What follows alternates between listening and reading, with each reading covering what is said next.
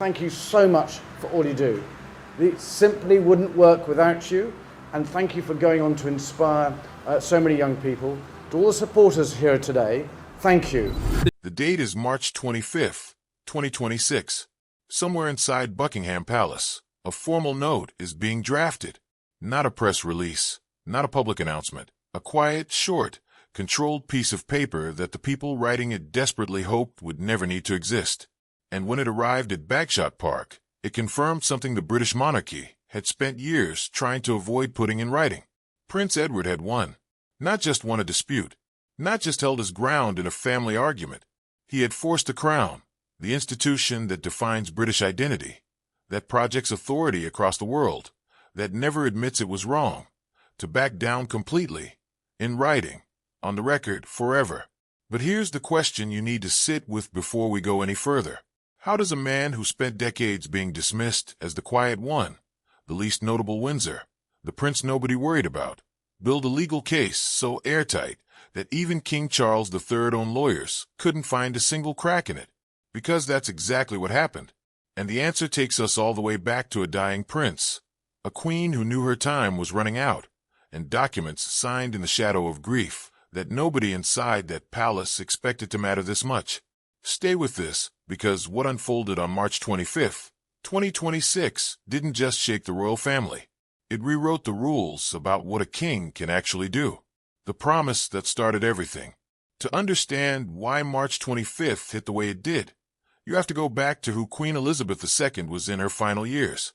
Not the ceremonial figure, not the composed woman standing on the balcony at Trooping the Color. The private Elizabeth, the mother, the woman who had watched her family fracture publicly, repeatedly, painfully, and who had spent the last chapter of her life trying to make sure the damage stopped with her. By 2021, she had already lost too much. Andrew had become radioactive. Harry had walked. The tabloids were running daily updates on whatever fresh Windsor disaster had just emerged. And through all of it, one son had stayed clean. One son had shown up, done the work, kept his head down, and never once handed the press a headline they could weaponize. Edward. So when Elizabeth began making her final decisions, the ones that would outlast her, Edward was the one she thought about most carefully. The Duke of Edinburgh title had been Prince Philip's identity for over 70 years. It wasn't just an honor. It was the shape of his entire life's work, his contribution, his legacy compressed into a name. And Elizabeth knew with the certainty of a woman who had watched men fight over far lesser things, that without proper protection that title could be stripped, reassigned, or quietly diminished the moment she was no longer there to defend it. So she made a decision, and she didn't just make it verbally, she documented it.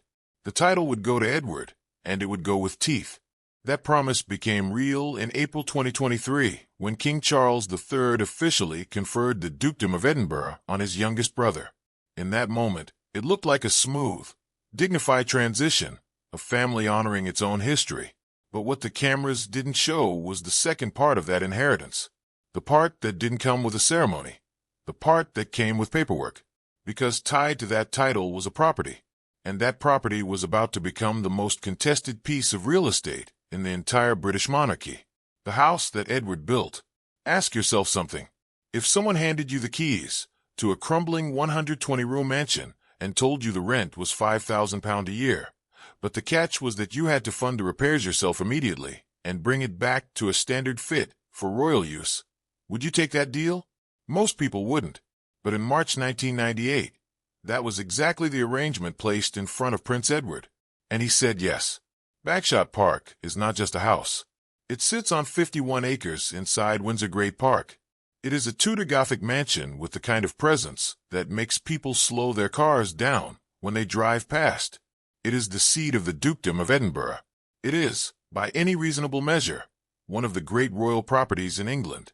But in 1998 it was a disaster. The building had been abandoned, an army chaplain's residence before Edward. It had been left to deteriorate, while the Crown Estate quietly explored other options. And those options documented at the time included turning the entire property into a hotel or conference center. That was how little the institution valued it. Not enough to maintain it, not enough to invest in it, enough to hand it off and collect whatever rent they could. Edward took it, And then he did something remarkable. He spent £1.36 million of his own money, private funds, money he had earned himself before stepping into full-time royal duties. He poured it into that building. Total restoration costs reached nearly £3 million. The Crown Estate contributed their share, but Edward carried a serious financial burden that the institution he was serving was not required to cover. When the work was done, his rent was reassessed at £90,000 per year. The National Audit Office confirmed that as fair market value. He paid it every year without complaint, without negotiation, without trying to find a way around it. Now, think about that for a moment, because while Edward was paying market rate and funding his own restoration work, his brother Andrew was sitting at Royal Lodge under completely different terms. The National Audit Office documented it clearly. One prince followed the rules, the other did not. And the institution that allowed that double standard to exist for years was about to turn its attention to the one who had done everything right. But Edward had gone even further than anyone realized. In 2007, he paid £5 million through his company, Eclipse Nominees Limited, to extend his lease to 150 years. Not a short-term arrangement, not a tentative foothold, a generational commitment. He locked himself into that property for life and beyond. He built himself the right to sell the lease and retain the profit. He created control that no royal decree could easily unwind. By 2026, that property was worth approximately £30 million. And suddenly the modernization agenda being pushed from inside Buckingham Palace had a very clear financial motive attached to it. The pressure builds. Here's where you need to pay attention, because this is the part that most people on the outside couldn't see while it was happening.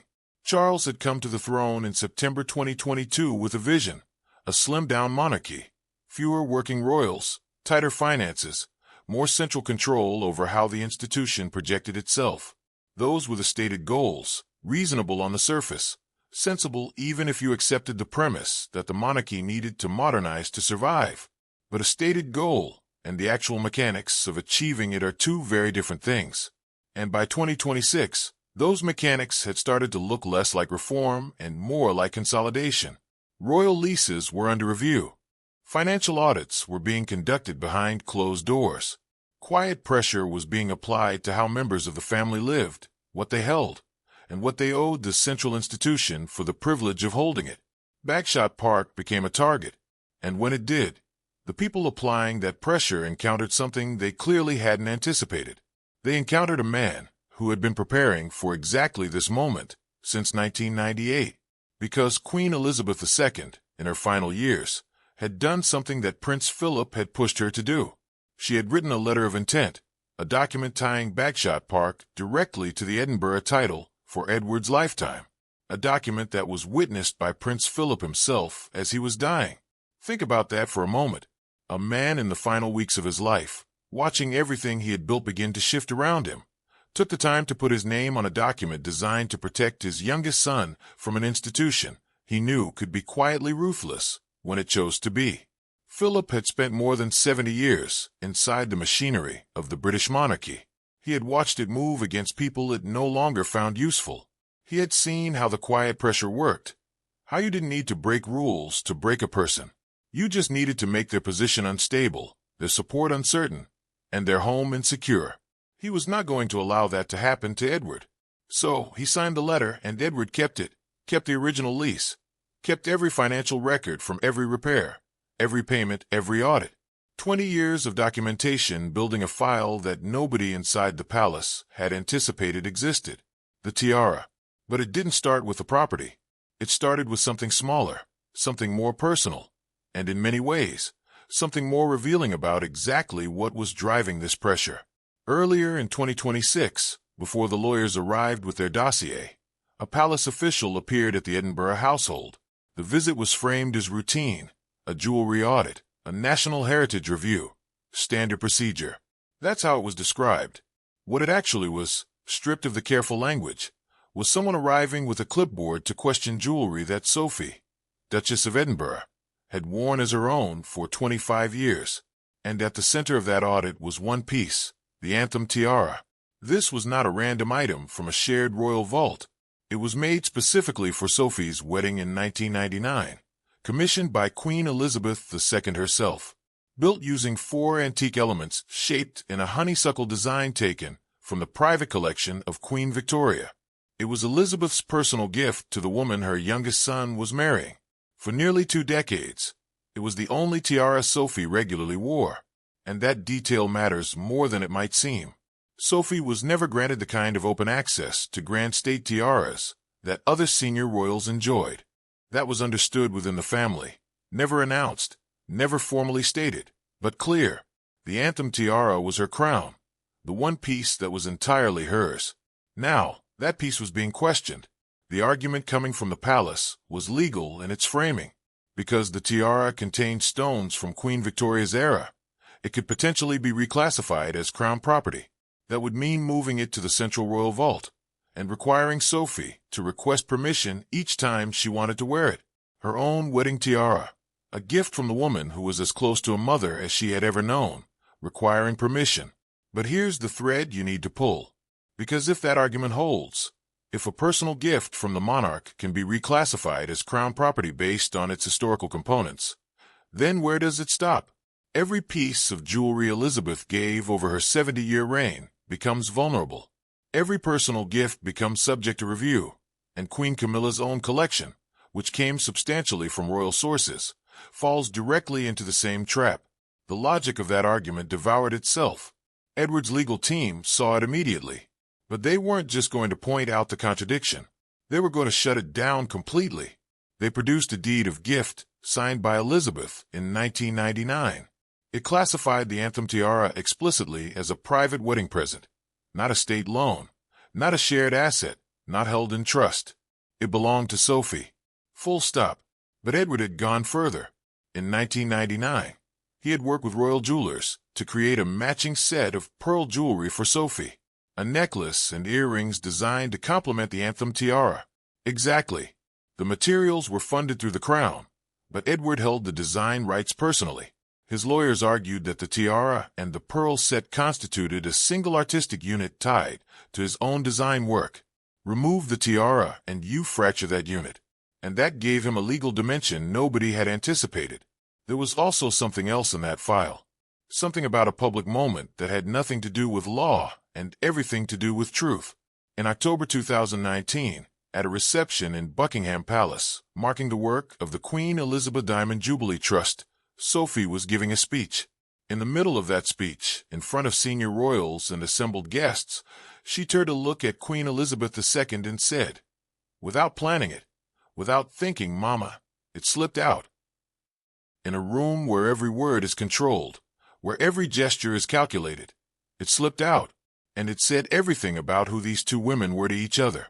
The woman who signed that deed of gift was the woman Sophie called her mother. And now another woman was trying to use legal language to take that away. By the afternoon of March 25th, Edward's lawyers delivered a direct warning. If the claim on the tiara was not dropped by the end of the day, they would release private letters written by Elizabeth. Letters that stated clearly and personally her wish for Sophie to retain full ownership of her jewelry. And according to those close to the situation, those letters did not stop at the tiara. They included words about Camilla. The implications of that were explosive. Charles had spent years rehabilitating Camilla's image, turning her from one of the most unpopular figures in British public life into queen consort. It had been a long, careful, difficult process.